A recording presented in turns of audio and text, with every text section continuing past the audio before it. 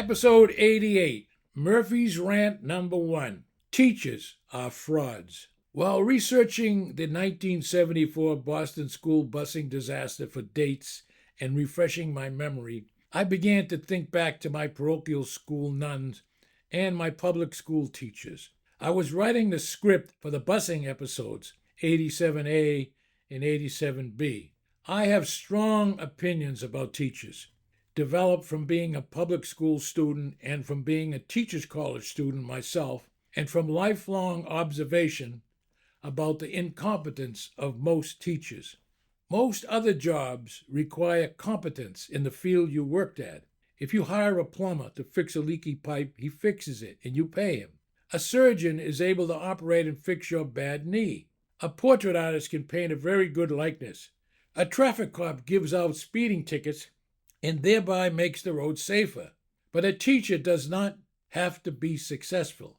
They don't even need to know the subject.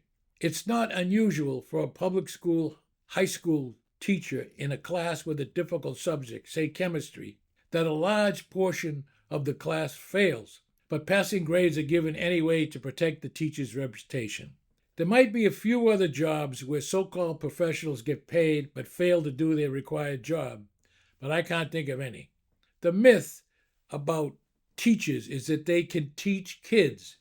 In my personal experience, beginning as a freshman at Cambridge Latin School in Cambridge, Mass., I found that was not so. It was a classical high school. I took the college course, Latin 1, Algebra 1, Biology, Freshman English, Health, etc. Other than algebra, I was perfectly able to understand my learning methods for those courses. If I paid attention during class and did my homework, I would be able to keep up and successfully complete the class. That does not mean that I would be competent in those subjects. It only means that I figured out how to pass those courses. However, with algebra, I was completely stunned. I did not understand anything the teacher was saying. It caused me much self-doubt about my brain power. Why did that happen? I blame the teacher. If he had introduced the course correctly to his class by saying something like, "Beware, this course is not like other courses. You need a different mindset. If you don't get the principles of this subject, then see me after class," unquote.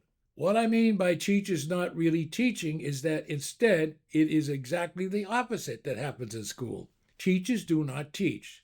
Sometimes they help students to learn, though.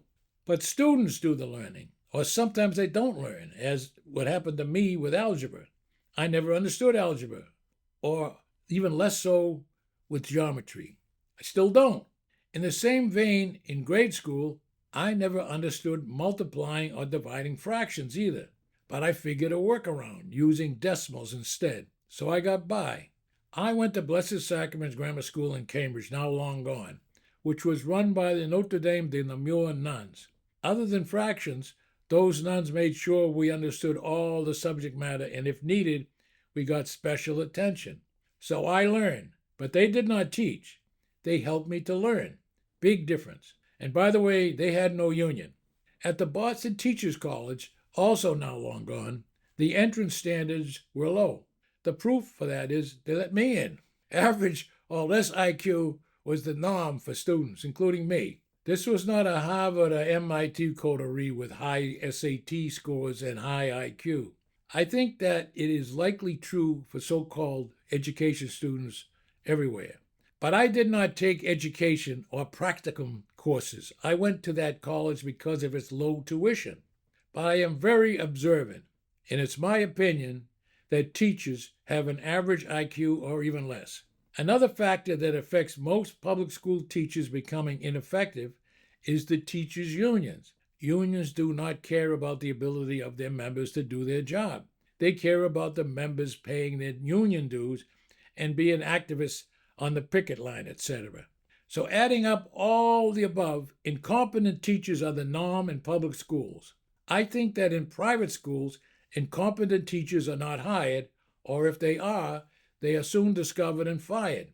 Not so in public schools. Public school teachers are a fraud on the tax-paying public. They take their job knowing they won't be able to do it and then blame the kids for being dumb. Kids don't learn for many reasons.